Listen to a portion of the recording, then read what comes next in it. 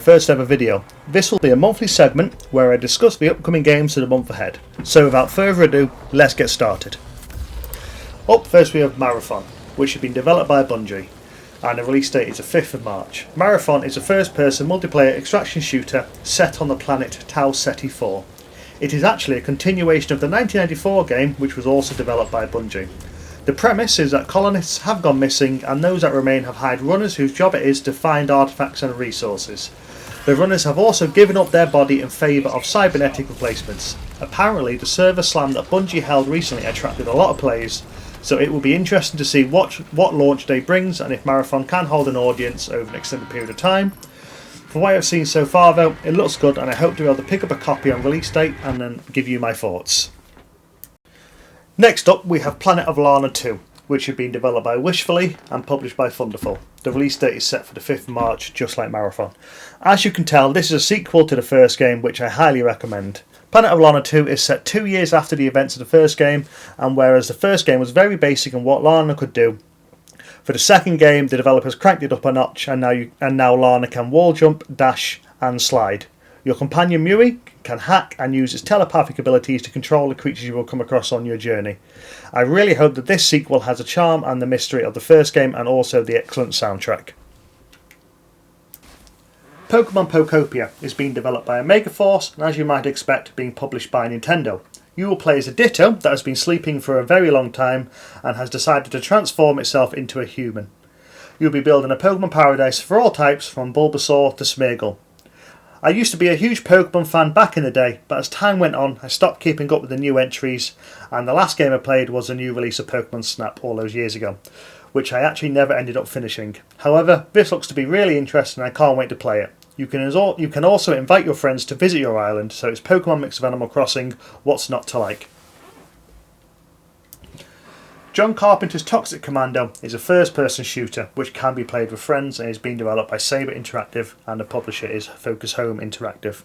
It is releasing on the 12th of March.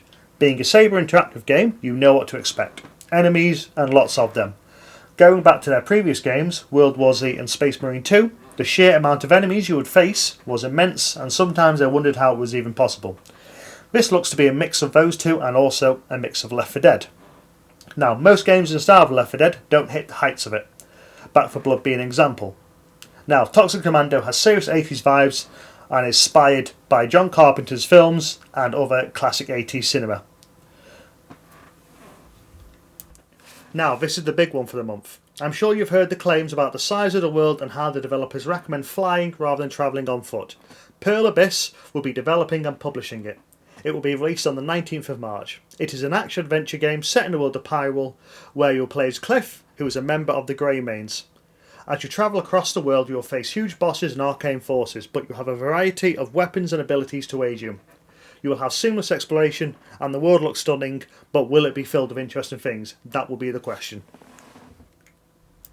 Life is Strange Reunion. The Life is Strange series has had an up and down journey. The original Life is Strange was fantastic, but subsequent releases weren't able to capture what made it great to the same extent.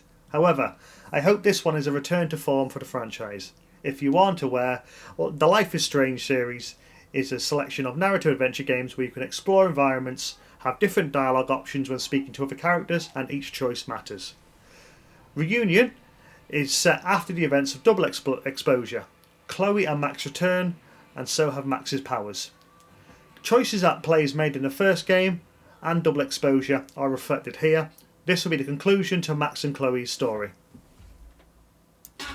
Now, we have two special mentions for March. Screamer, which had been developed by Milestone, and Monster Hunter Stories 3 Twisted Reflection, which have been published and developed by Capcom. Screamer will be released on the 26th of March, and Monster Hunter on the 13th of March. Screamer is an anime-inspired racing game which contains high-speed racing, merciless combat, and a gripping storyline. If you can't stand anything anime, this probably won't be for you, but if you can ignore the anime side, or don't mind, or enjoy anime, this will hopefully be a decent arcade racer that we can sink some hours into. Monster Hunter Stories 3 Twisted Reflection is an action role-playing game. It features two kingdoms, Azuria and Vermile, who are trying to survive after an environmental disaster called the Crystal Encroachment has plagued the land. Like all Monster Hunter games, you'll hunt down monsters, wear their bits and pieces as armour, and then go out and hunt even more monsters, rinse and repeat. But if you've played other Monster Hunter games before, you know the loop is very satisfying. That brings us to the end of this video. Thank you for watching, I hope you enjoyed it. Please let me know if you have any suggestions on what to improve next time.